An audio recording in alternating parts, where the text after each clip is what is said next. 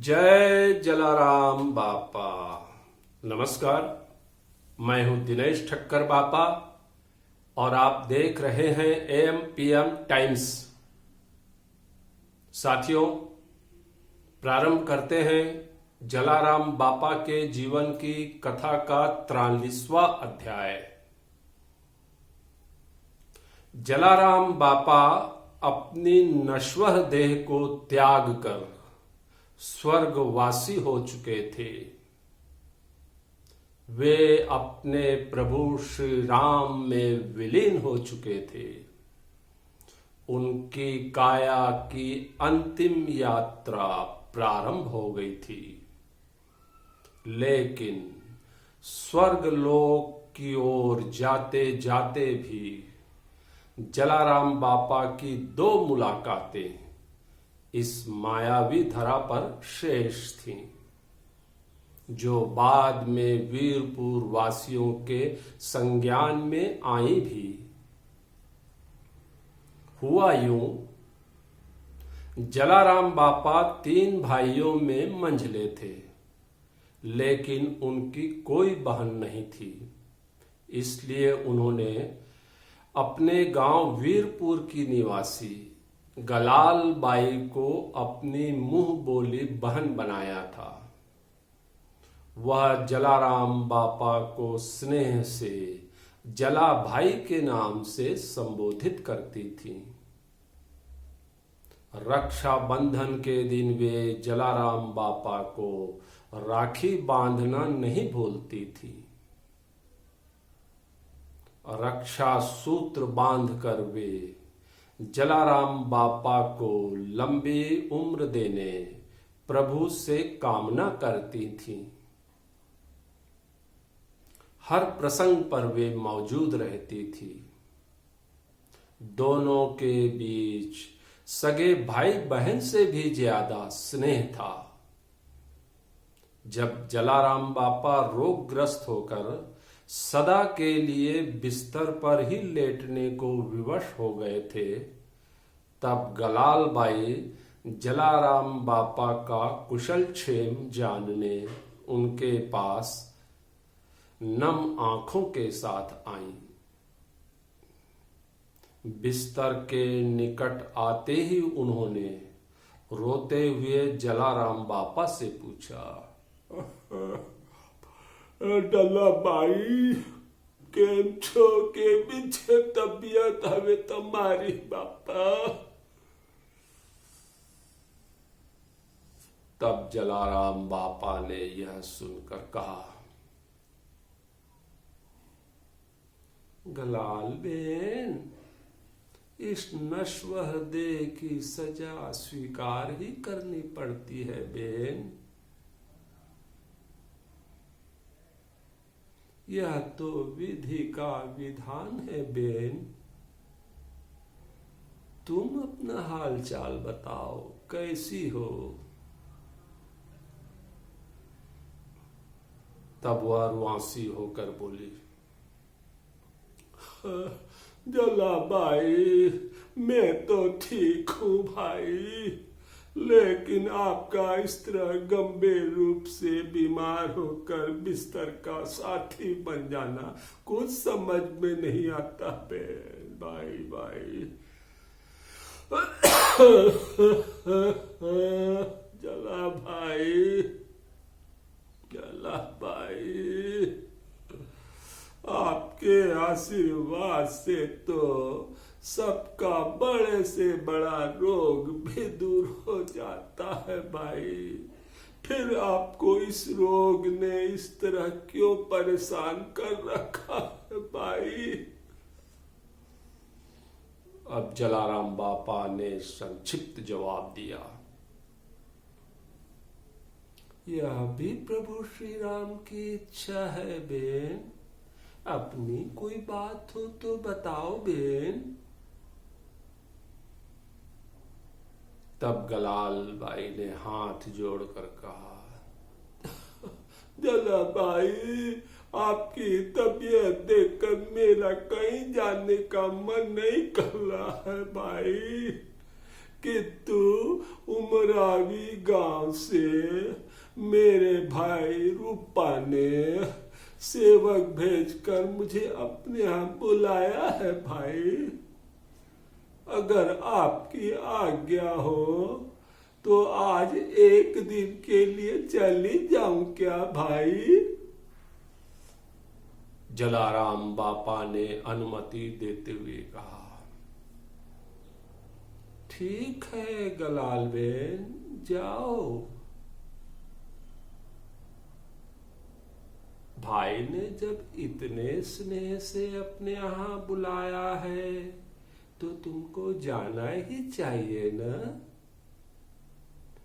किंतु वहां एक दिन से अधिक नहीं रुकना बेन, मेरा कोई ठिकाना नहीं है अब। तत्पश्चात गलाल बाई तुरंत अपने भाई रूपा के गांव जाने के लिए रवाना हो गई।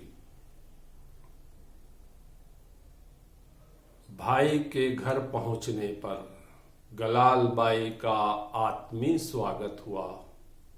कई दिनों बाद बहन घर आई थी, इसलिए रूपा भाई बेहद खुश हुए। लेकिन उनकी बहन का पूरा ध्यान वीरपुर में ही लगा हुआ था। जलाराम बापा की याद उन्हें रह रह कर आ रही थी। दूसरे दिन सुबह होते ही उन्होंने रूपा भाई से वीरपुर लौटने की इजाजत मांगी। उन्होंने कहा, भाई मुझे अभी वीरपुर वापस जाना है। जला भाई की तबीयत बहुत खराब है भाई, इसलिए अब मैं यहाँ अधिक नहीं रुक सकती भाई। रूपा भाई ने जिद करते हुए कहा,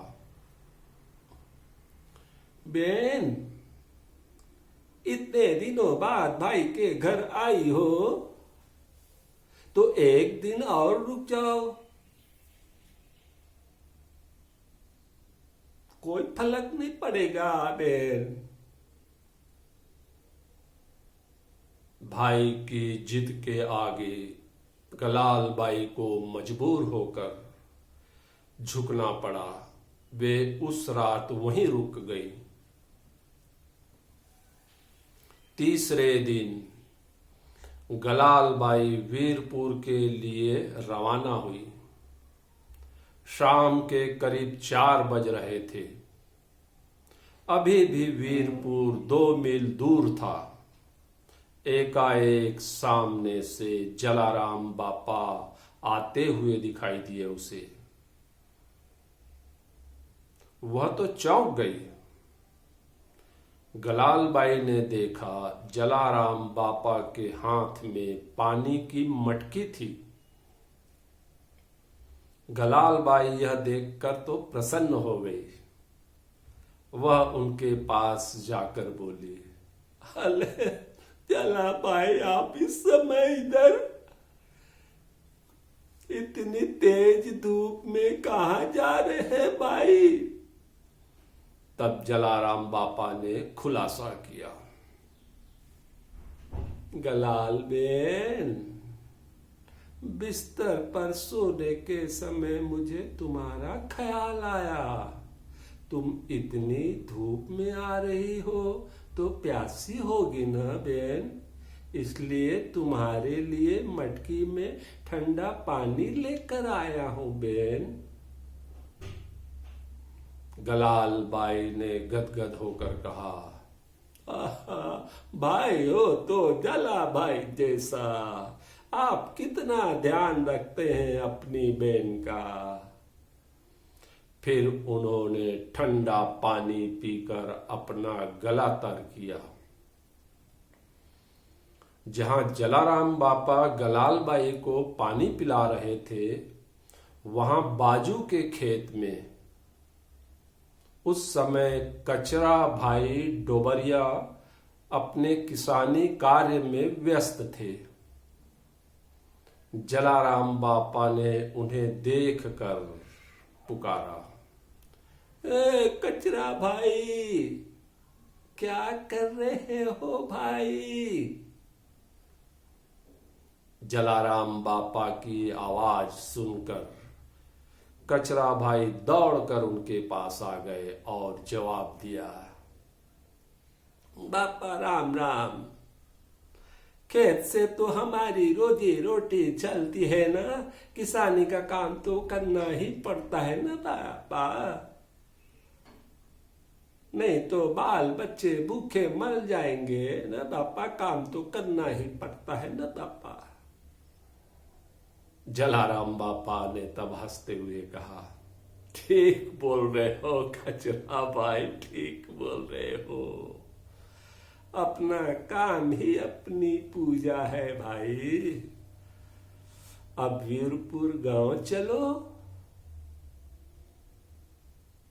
गलाल बेन को तुम्हारा साथ भी मिल जाएगा। कचरा भाई जलाराम बापा के आदेश का आदर करते हुए वीरपुर गांव चलने के लिए तुरंत राजी हो गए।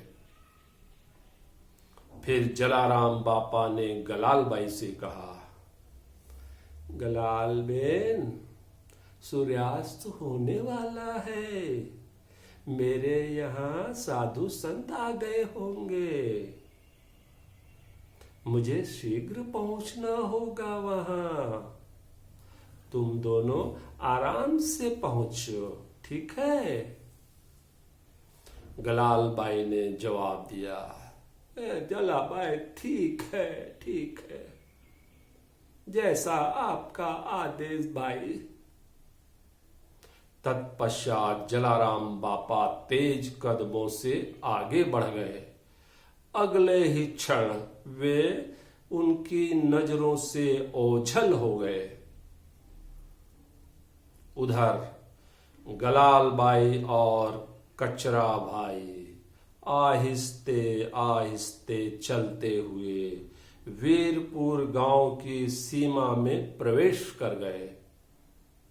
सड़क से सटे शमशान की तरफ दोनों की दृष्टि गई तो देखा वहां कई लोग बैठे हैं और सामने चिता जल रही है।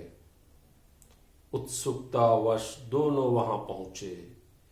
गलाल बाई ने एक परिचित व्यक्ति से पूछा, ए भाई, किसका देहावसान हो गया है? किसका निधन हो गया है भाई? उस व्यक्ति ने रूंधे गले से जवाब दिया, अरे गलाल बेन, ताज्जुब है, आपको नहीं मालूम? आपके और पूरे गांव के जलाराम बापा प्रभु श्री राम को प्यारे हो गए हैं बेन। वे हमें अनाथ बनाकर इस दुनिया से चले गए हैं बेन। यह सुनकर गलाल बाई के पैरों तले जमीन खिसक गई।